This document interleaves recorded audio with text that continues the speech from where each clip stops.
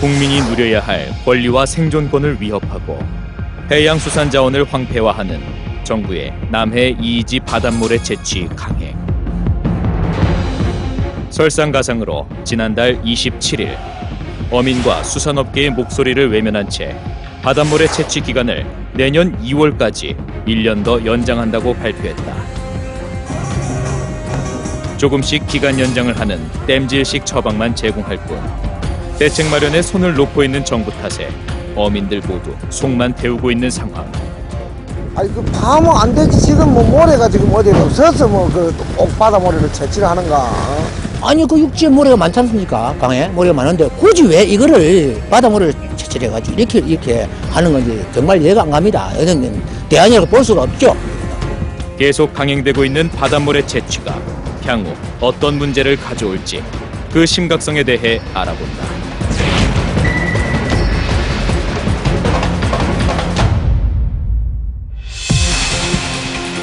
지난 7일 국회 본관 1층에서 남해 이이지 골재 채취단지 기간 연장에 대해 규탄하는 기자회견이 열렸다.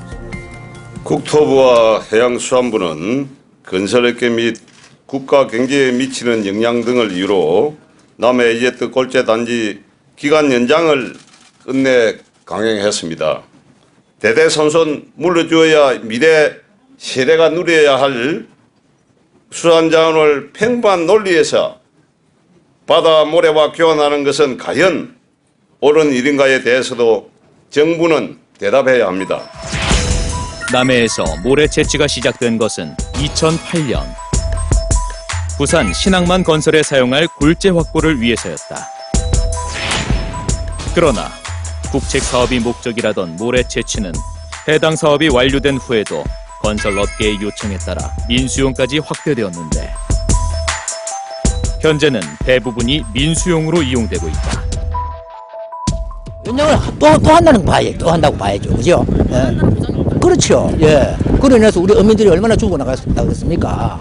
그죠? 생활이, 예. 달렸다 아닙니까? 서민들이 솔직히 말해서 이거 바다를 이렇게 해가지고 먹고 사는데 바다를 채취를 간다는 이거는 정말 이거는 안 되죠. 안 되죠. 예, 예. 한국해양수산개발원이 발간한 동향 분석 자료에 따르면 남해 이이지 골재 채취 단지는 2008년 9월 부산항만 조성을 위한 것으로 최초 지정 당시 계획 총량 3,520만 세제곱미터를 2년간만 채취할 계획이었다. 하지만 2010년 8월이 가까워지자 2012년 12월까지 1차 연장을 했고 그 후 2015년 8월까지 2차 연장을 했으며 2016년 8월까지 3차 연장을 했다. 그러다 2016년 12월까지 4개월 조건부 연장을 했고 다시 2018년 2월까지 4차 연장을 한 것이다. 연간으로 2008년 280만 세제곱미터에서 지난해 1167만 1000세제곱미터로 4배 가까이 늘어난 바닷모래 채취량. 현재까지 바닷모래 채취량은 총 6,236만 세제곱미터로 집계됐는데 이는 서울 여의도에 위치한 63빌딩을 95개나 지을 수 있는 양이다. 그래서 해수부나 어민들 단체에서 앉아서 토론을 거쳐서 같으면 이게 해결이 되는 방안을 찾을 수 있었는데 이거는 그것도 아니다 아닙니까? 해수부와 민간업체들이 저끼리 앉아서 이거 단판을 지은 거 아닙니까? 이거는 기간도 지금 1년 했더니 2년 3년 지금 계속 또 늦췄다 아닙니까? 민간 사업 능가가. 그러면 이거는 생태계가 파괴가 되는 게 완전 우리 남해안 바다는 완전 방패가 되는 거죠. 어민과 수산업계의 목소리를 외면한 채 바닷모래에 의존하고 있는 국토부와 건설업계. 골재 채취구역 어민들에게 피해 금액으로 5억 원만 제공하고 본인들은 5천억 원 이상의 영업이익을 낸 사실이 드러났다. 뿐만 아니라 내일신문에 따르면 국회 국토교통위원회 소속 최인호 의원실을 통해 취합한 자료에는 지난해 이이지 골재 채취 구역에서 사업자로부터 걷어들인 공유수면 점사용료가 149억 원에 불과한 것으로 드러났다고 한다. 하재강 때문에 모래가 육지에서 남아 돌아간다던데 그거 좀 해가지고 하지. 꼭 경비서 든다고 그거 하고 안 됩니다. 바다에 모래 파면은 물론 그 뭐 공사하고 뭐 집 짓고 하는 그런 데야 그 여기가 있어 일난지 몰라도 우리 배요 하는 데는 다 그 생태계 또 그렇지만 또 이 배 어민들 다 죽이는 겁니다. 그런. 반면 바닷모래밖에 대안이 없다는 입장만 반복하고 있는 국토교통부와 건설업계. 그 이유가 가격 때문이다. 값싼 바닷모래를 사용해 자신들의 이익을 챙기기 위함과 지난해에는 2020년까지 바닷모래 채취를 연장하기 위해 국토교통부와 해양수산부가 함께 해역이용 영향평가 협의도 진행했었다. 또 1년간 연장을 한다든지 골재협회에서 뭐 4년을 연장해주라고 이렇게 요구를 합니다만은 옛말에 10년이면 강산도 변화됐습니다. 그러면 국토부나 해수부의 그 머리 좋은 행정의 사무관들이 이때까지 그런 대책도 못 세우고 10년 동안 왜 했는가 모르겠습니다. 그 사람들이. 해양 생태계를 파괴하고 있는 바닷모래 채취 사업.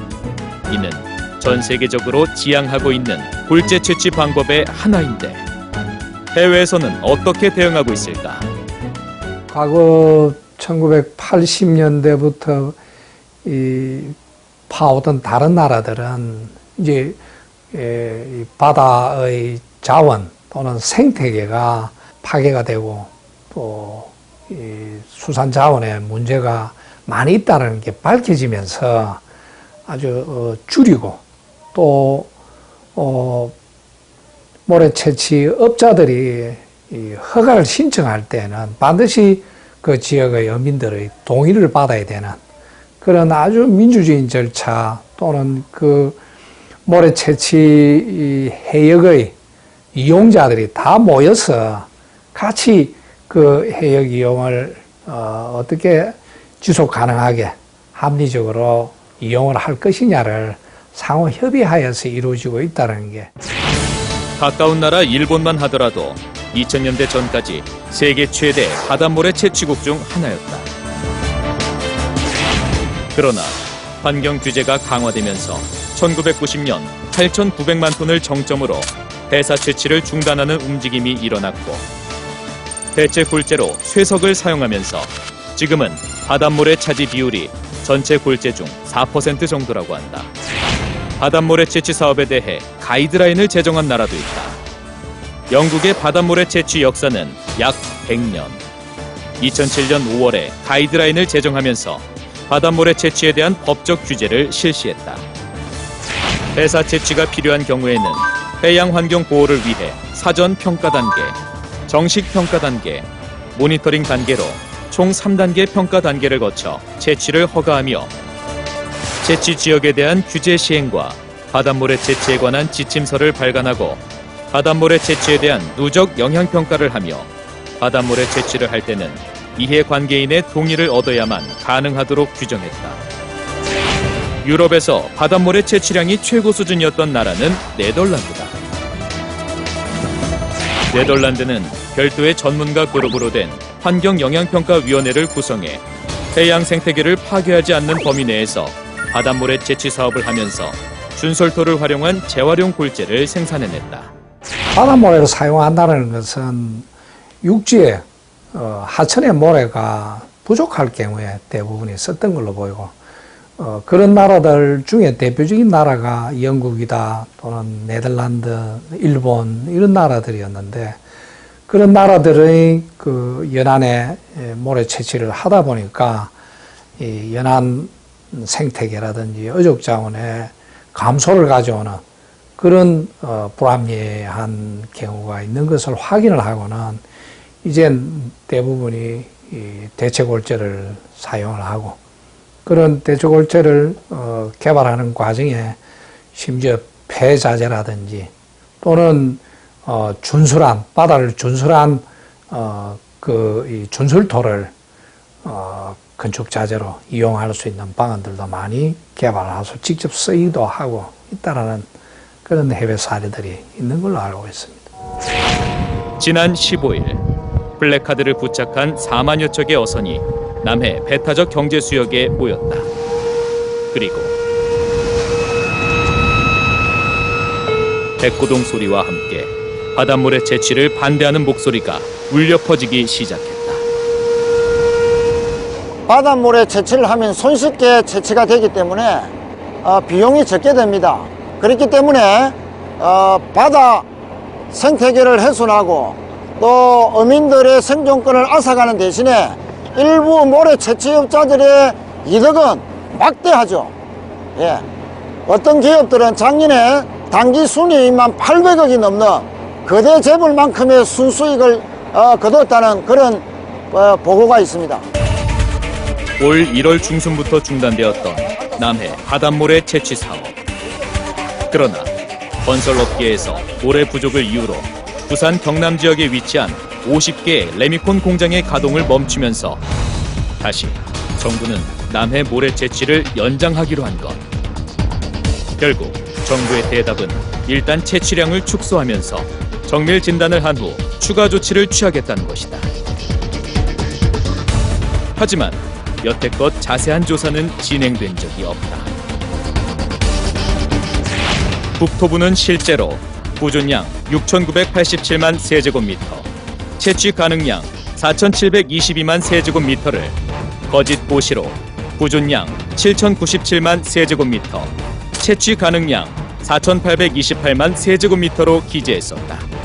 앞서 지난해 12월 30일 고시 당시에는 같은 날 진행한 골재 채취단지 관리계획 변경 승인 고시와 골재 채취단지 변경 지정 고시에서 보존량, 채취 가능량을 각각 다르게 기재했는데 민감한 사안을 엉터리로 고시하면서 신뢰가 크게 훼손된 것.